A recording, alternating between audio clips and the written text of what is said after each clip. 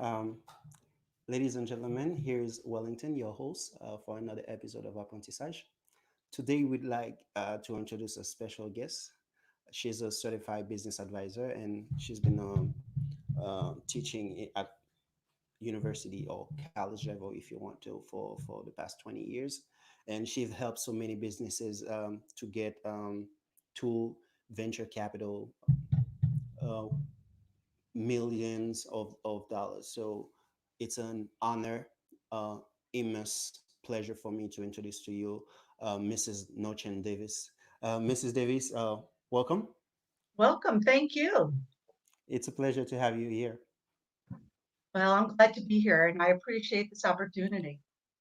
Um, I hope I didn't give you a hard time, trying to get you to make an episode with me. No, you didn't give me a hard time about that. Maybe when you were in my class 10 years ago was a different story, but now you're okay. Yeah, I had a lot of fun with this class, and one of the things that surprised me is were the outside activities. I never know we could go outside and have fun on a business class. Well, I think that, and I think that's what was going to be fun for us to talk today is that everything isn't in the textbook. That sometimes when you experience things, you come with a lot of knowledge and expertise that is different than in a textbook. Yeah.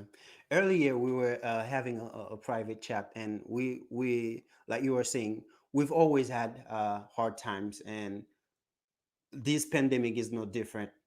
um, for business owners, what would be your number one advice for them during these times? Well, as you said, we've had hard times, but I've really, in my almost 60 years, have never seen anything like this, where it's global. And so it's a different kind of hard time. And I'm very sympathetic to the individuals and businesses and what they're trying to go through in either trying to stay afloat for their business or move on from it. And I think maybe this is something we can discuss first. Is the fact that really if it's worth staying in business. There was an interesting NPR, which is our public radio station in here, and it was talking about this gentleman who works at Silicon Valley in the San Francisco area, and what he says that he dissolved maybe two small businesses a week, and through the pandemic he's been dissolving like five a week because people just don't want to stay in business. It's not worth it. It's not worth the cost, and they don't see that they'll enjoy it. One gentleman said that what he ended up doing was closing his business down. It was a fairly new technical startup, so his overhead was fairly low. And then he got a new email address. That is, his email address was something like Tim is for hire at gmail.com. And so that's what he wanted people to know is Tim is for hire and his business is no longer in existence. So other than deciding if you want to stay in business, which I think is something that you need to reflect on a little bit, especially during this challenging time. And then we could talk later on the program is if you decide not to. I think the number one thing is you need to do something. And you need to do something as opposed to just saying, oh, my business is on hold. I'm going to stay in bed with the covers over my head until this is all over. Well, that's not really a great option. You might feel comforted a little bit, especially if your dog is on the bed with you, but it's just not a good one. I just heard a Julie Andrews interview this morning, and her daughter said her mother's best advice was when in doubt, stay still and breathe. And that is great advice. Just start doing, I mean, too often entrepreneurs start doing a lot of things. And we were talking about that too. Without a plan, they're trying 100 different things with no schedule, with no goals in mind, just trying. And that's not the right way to go either sometimes. It's better to figure out what you want to do. And from that part, um, I really do the first thing, and a lot of businesses have debt. I don't know about your businesses or the businesses in your area. But if you have creditors or if you owe money to the bank, have that conversation. If you have employees, maybe have a conversation where the business is at. Don't be frantic. Just communicate simply, clearly, and say, listen, let's see what we can work out because we're not sure how long this is going to last and the long term effects. So I think the first thing is do something mindfully, think out what that will be, talk about debt to those who you owe money to, and definitely always pay your taxes or extensions in time. I can't tell you how many businesses think, well, I'm not going to pay my taxes. No, it doesn't matter if there's a pandemic. It doesn't matter if your building was on fire. You got to at least contact the tax companies, state and federal, and let them know that you understand you owe money. What can you work out? What is the program? And that's the most important thing, I think, is making sure you're on top of your debt and you communicate well. You hear it, people. It's very important to comply with the IRS. So if you don't want to get in trouble. Yeah. Oh, one um, company I worked with for a long time. I can't mhm. tell you, they didn't pay taxes for 4 years, and their Wow. penalties were over $28,000 in Wow. penalties, and it was a really small business, just like two people. But that was just a real small business, and that much in penalties, and it could get a lot worse than that. Wow. So Wow. taxes are scary. um, we have seen the a very strong, should I say, a very strong economic impact on those businesses. Is marketing at this point a necessity? How do we go about it? Market differently, market smart. What I would say is if you have, and this will go to even if you have, let's say, orders out there, and in your business you probably do, is really decide what you need to do. I've noticed that in our local marketing offerings on television or wherever it might be, it may have been promoting if it's a car dealership, new cars coming in. Instead, the car dealers are there talking about hope your family is safe, giving positive messages so it's not all about sales. Because even though they maybe have bought 100 ads, those ads won't resonate at this time. So understand what you want to communicate before you do it and who you want to communicate to and what the messaging should be. Now, this is also a perfect time to learn more things about social media, to understand different ways. My generation is not everybody is technically competent. Let's just put it that way. I'm always excited when I see a 12-year-old or when my son comes home. I go, oh, great. I have a list of things, that technology that you have to help me with. But I think what ends up really being important is that if you market, it's positive communication, it's empathetic, it's also maybe what people need to hear at this time. So don't spend a lot of time, let's say, doing social media because your time is very valuable. Decide what's the message, who you want to send it to, and how you want to get it to them. I try not to be on the internet all the time. I have friends of mine who are always on Facebook looking up to see how people are doing. And maybe those messaging going on Facebook is the way. But you've got to decide which is the best way for them to hear that message and what the message you want to send is. So definitely market, keep it in mind. And Wellington, we were talking just a little bit ago. Um, the important thing was also marketing could be as simple as following up with your customers. You may not be calling them and saying, "Hey, how many orders Right. you want to place?" But you want to just say, "How Mhm. are you doing? Is there anything I could do to help you at this time? I just want to let you know that we appreciate your business, and when it's over, we'll talk. But this is a friendly call. I just wanted to see how you're doing."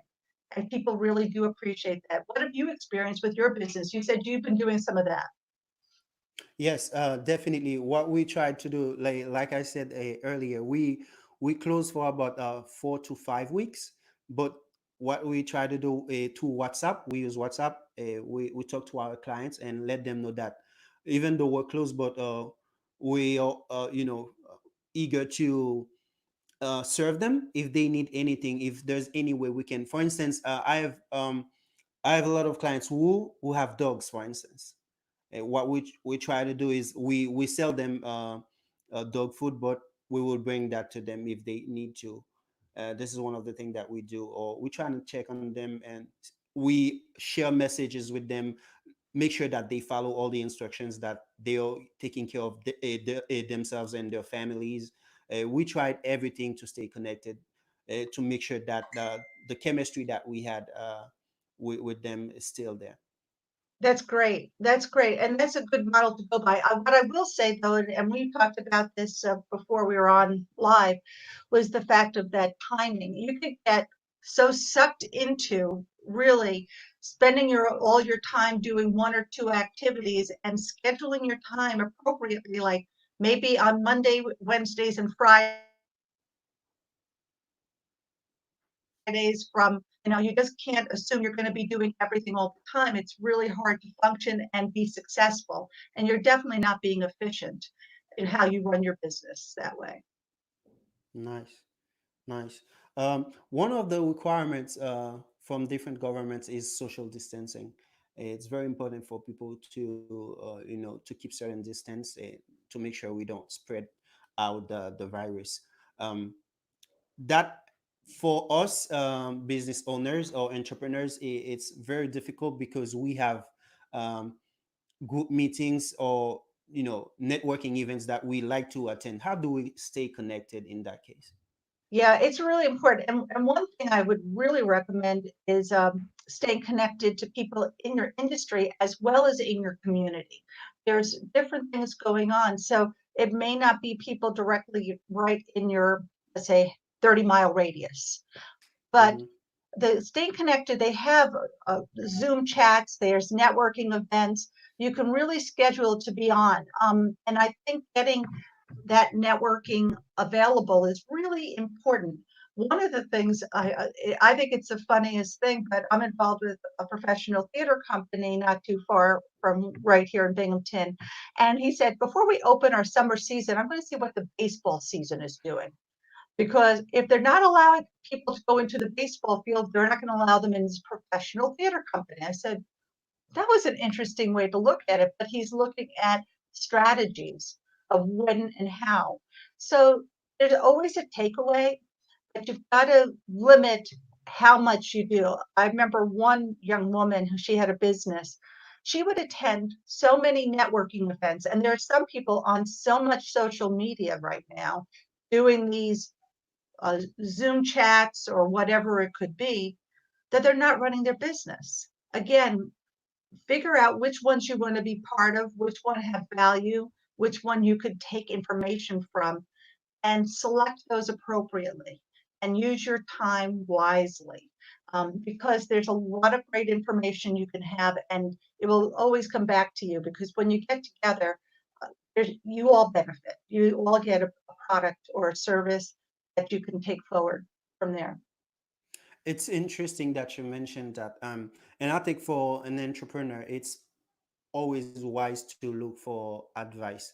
How do we go about that, especially when we have people telling us how to run our business? Oh, getting advice is so scary because if you don't take it, people get mad. And I've learned that and I've seen it. So you could say, I gave them this great advice and then they didn't implement it. And I'm not going to that company anymore. I don't know if you've experienced, but I've seen several people get really annoyed when they thought they gave you great advice. And then there's some people who all they want to do is give you advice and they keep on talking at you. And that's a problem as well. So looking for good advice, I know there's different websites that come across like score.org. You could get an online mentor. So finding a good mentor is wonderful. Uh, Also, I'm a big someone who's really big on doing a SWOT analysis, if you want to call it, analyzing your strengths and your weaknesses that are internal that you have control over, And then also looking at your opportunities and threats, creating a mission statement. I know it sounds exactly like a business plan, but these advisors can be very well used, and those advisors could be customers and employees. If you can get that information, send them this a sample SWOT analysis, or ask them to identify a couple of your strengths, a couple of your weaknesses, or whatever it could be. You accumulate that, and it helps you identify what other people are thinking.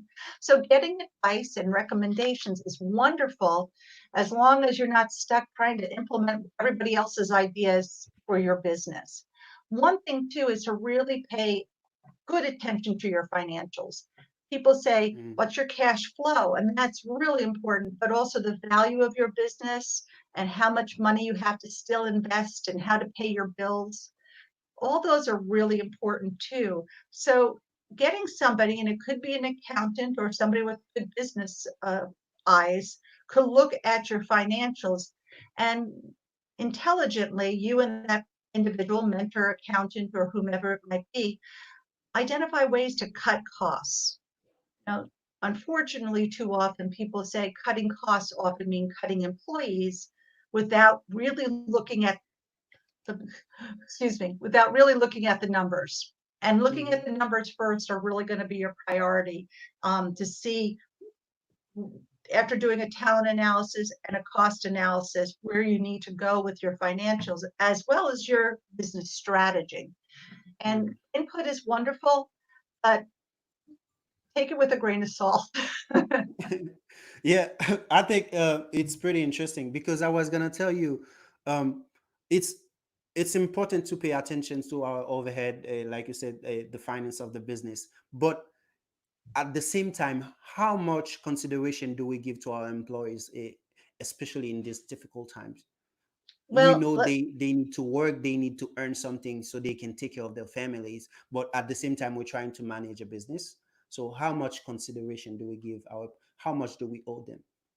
let me, let's go with business 101. A business is basically managing risk for profit.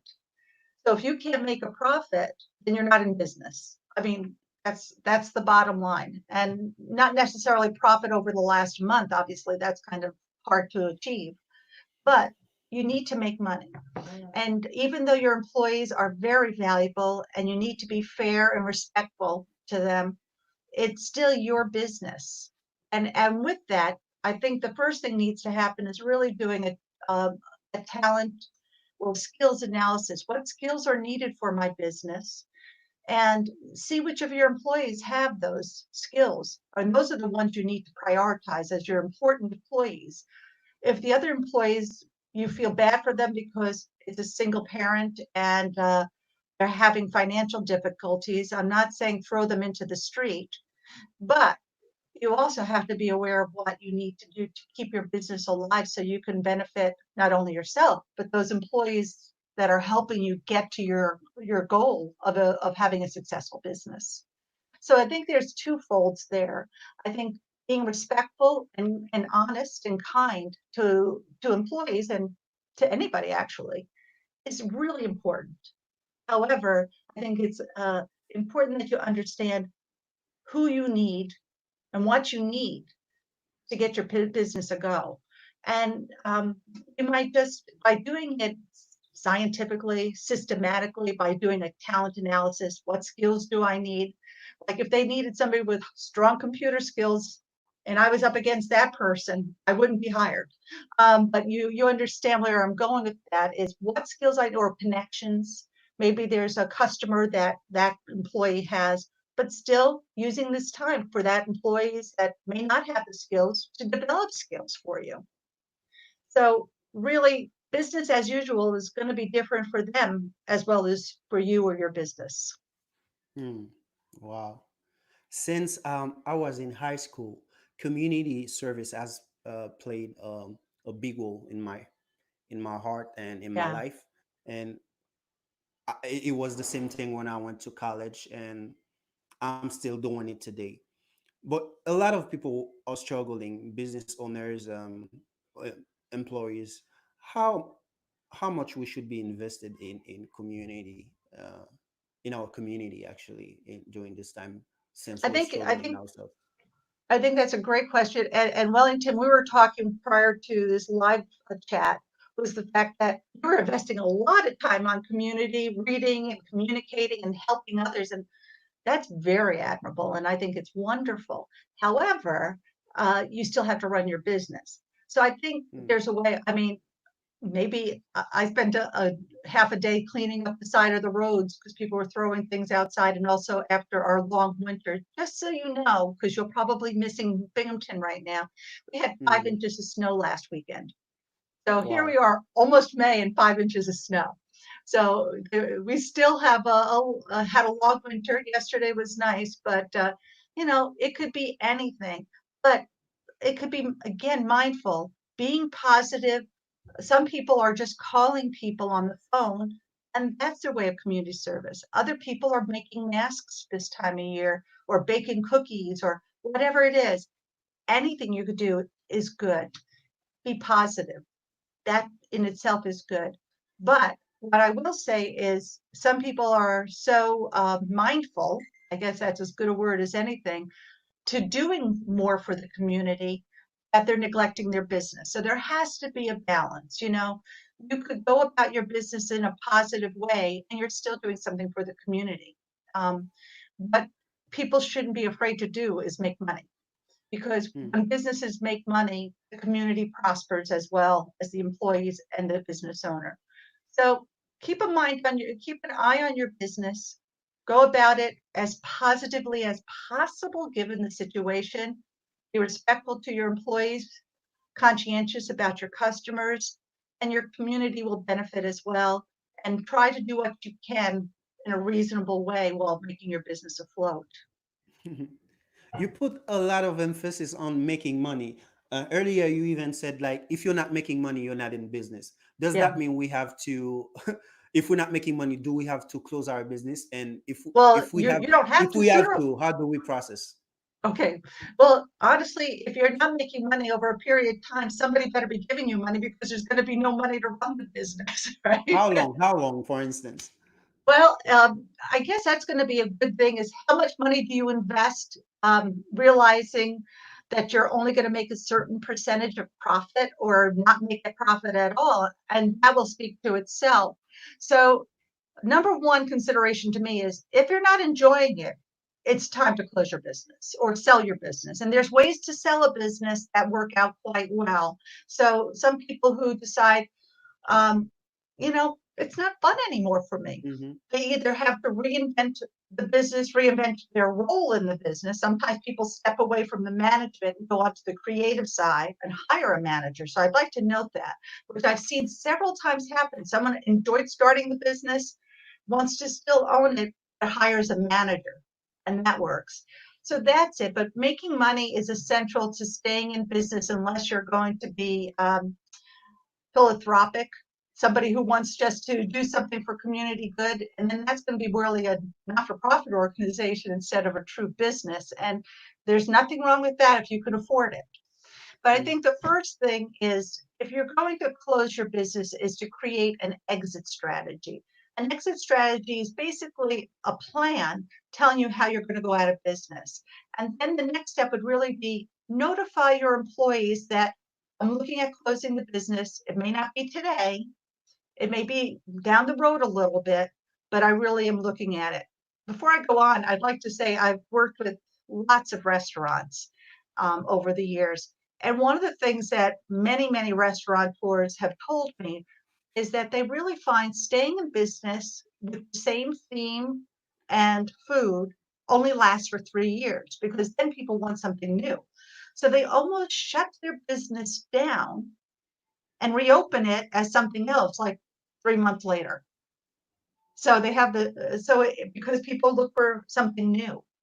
So even though they're not necessarily going out of business completely, they are going out of business and reinventing themselves as a new entity. So that is an interesting way to go. Okay, let me go The back reason to the. why I ask you this question is just because I know for a lot for you know businesses are different, and it sometimes it take years for a business to be profitable. And we sometimes struggle at the beginning, and I wanted to understand how long do we have to wait until we say, okay, that's it, and it's not gonna work. Well, it depends on the quantity of your expenses. You could Okay. live, if you have a very high fixed assets, that's going to be hard if you're making very little to no profit. Some people say you should be making profit within the first 6 months. Some say 18 months. I can't tell you that because it's really how much you have in reserve. How much can you live off of? So it's hard because you've got to pay your bills. You've got to have a program or a system in which your bills are being paid. And so if it comes down to you can't pay your bills, and then maybe sooner than later, or maybe you're not ready Okay. to open. The other part of that is really when it comes down to making a profit is I can you have to pay yourself as an entrepreneur. People don't realize that you have to eat too. So even though you're worried about your paying your employees, Wellington, you've got a wife and two plus babies. You're talking about that you don't want to see them go hungry because you're making sure your creditors are paid and your employees are paid. So you've got to make sure you're paid too. That's part of the formula. The formula is for profit. So that's something to consider. And if you don't consider that, now you could be making more money 3 years down the road and enough to live off of. So that's why every time you go for a bank loan or a small business administration loan, they want to know your personal situation because they know you need to put a roof over your own head and they know you need to feed your family. And if you Yes. can't do that, they'll say it's not time for you to go to business. You need to do a different business model.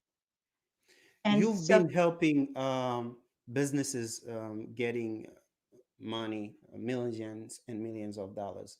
How do we know we are ready to get outside investment, and how do we get ready for that? Well, that's a good point. I mean, you know, I've done with private investors, I've worked with banks, and I've worked with people using their own money or using credit cards, which is not always a great way to start a business. Now, if you're going to get a private investor, I have to say more than 90% of the private investors I've worked with were people who wanted to come up with a new, creative, innovative idea, nothing that's been done before. And Mm, because of that, it's more technology based.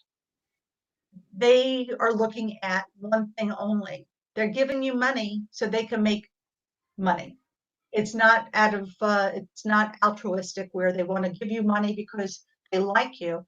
They're giving you money because it's called venture capitalists or equity investors. They want to make money. So mm, they're going to be definitely in your business. And a lot of people don't want that. So to get venture capitalist funding, you really need to have a good idea that's going to then um, scale into a point where that could make millions of dollars someday. It's not something that's going to be just, well, I'll pay you and I'll pay you back. You don't pay them back. They own part of the business. okay. Do you also work with business outside of the US or only the US? I did a little bit of that, not a lot. I used to do a couple of times a year workshops down in New York City where we had Central American businesses and academia and work with them there. And I followed up with several of them on that point. But I haven't done a lot where I'm anywhere near proficient in giving advice on international trade or laws. I'm aware of it, but there's better people than I am when it comes to that. Okay. So you mostly work with businesses in the New York area. Is that what you're saying? Yeah, definitely in the New York area. Mm. If anyone want to uh, have your service, how do they get in touch with you? Get in touch with you and then we'll talk. Okay, you people contact me and then I'll let her know. Um, this has been fun. Is there anything that you would love to add before we end this? I think what I'd like to say is that give yourself more credit for opening a business is tough and it's tough Mm, times. Um, but you're up for the challenge. So decide what you want to do and don't be afraid to either make the decision to stay in business or get out of business and then do the work. It's all a lot of work, but you can do it. But failing to plan is planning to fail, as they said. And save yourself time and frustration by doing the schedule that they're trying to tell the kids in schools to do. Keep a schedule, keep a routine, be organized because you'll save yourself a lot of time, money, and frustration in the long run. Perfect. Well, Perfect. thank you so much, Wellington. Great to see you. It's a pleasure to see you too, ladies and gentlemen. You hear it. If you like what you saw, please share the video so more people can get access to this content. And if you want to help, that you can get in touch with me, and you'll see the information at the bottom of the screen. So thank you, Mrs. Davis, and thank you, everyone. It's a pleasure. I'll see you next time for another episode of Apprentissage. Thank you. Bye Good bye. luck and thank you. Bye.